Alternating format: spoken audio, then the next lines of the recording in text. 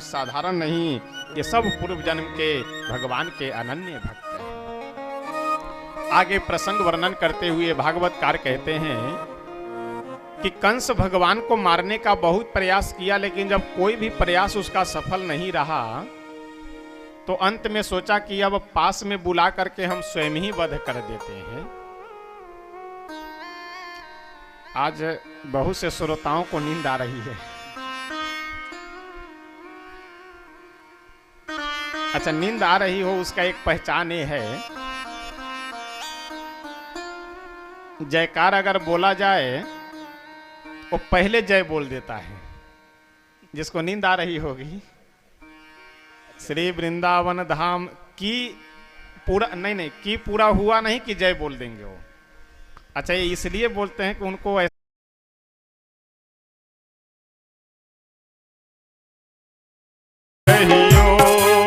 सिया राम कहियो राधे श्याम कहियो, सिया राम कहियो राधे श्याम कहियो, सिया राम कहियो राधे श्याम कहियो, सिया राम कहियो राधे श्याम कहियो, सिया राम कहियो राधे श्याम कहियो।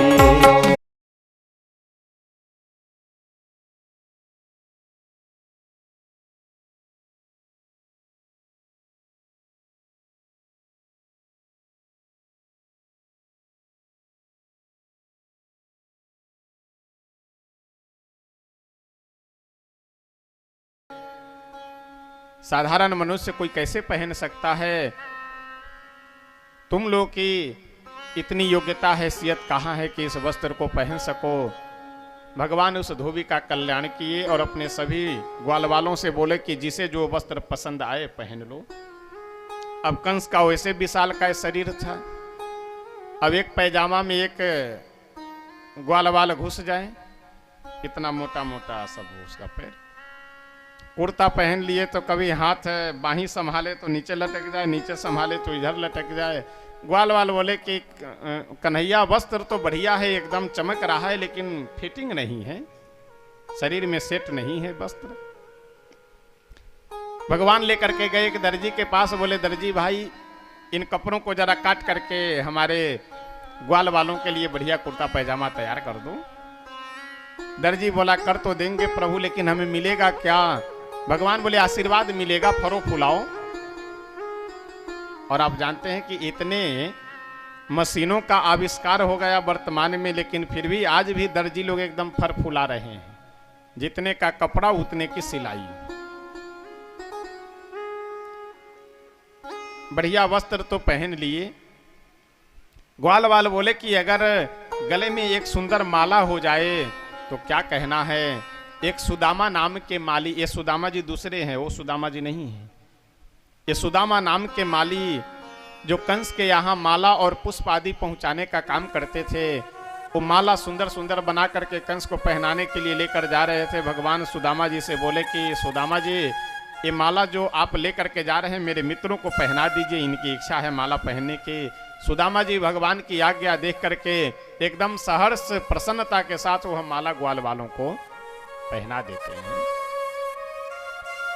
आगे बढ़े, ग्वाल वाल बोले कि कन्हैया वस्त्र भी बढ़िया, माला भी पहन लिया, माथे पे अगर चंदन हो जाए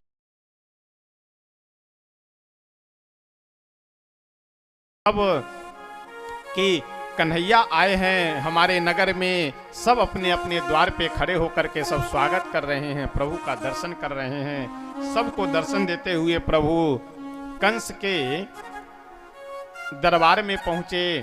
वहां कंस पहले से योजना बना करके रखे हुआ था कि मुष्टिक चाणूर आदि जो पहलवान हैं, उन पहलवानों से कुश्ती करने के बहाने उन्हें मल्ल युद्ध में मरवाने का। भगवान सभी मुष्टिक चाणूर आदि, कुछ को तो बलराम जी कल्याण किए, कुछ का भगवान कल्याण किए। एक कुबलया पीड़ नामक हाथी, जिसमें 1000 हाथी का एक हाथी में बल था, मदिरा पिला करके भगवान के ऊपर उसे छोड़ दिया गया। लेकिन कुबलया पीठ का भी भगवान कल्याण कर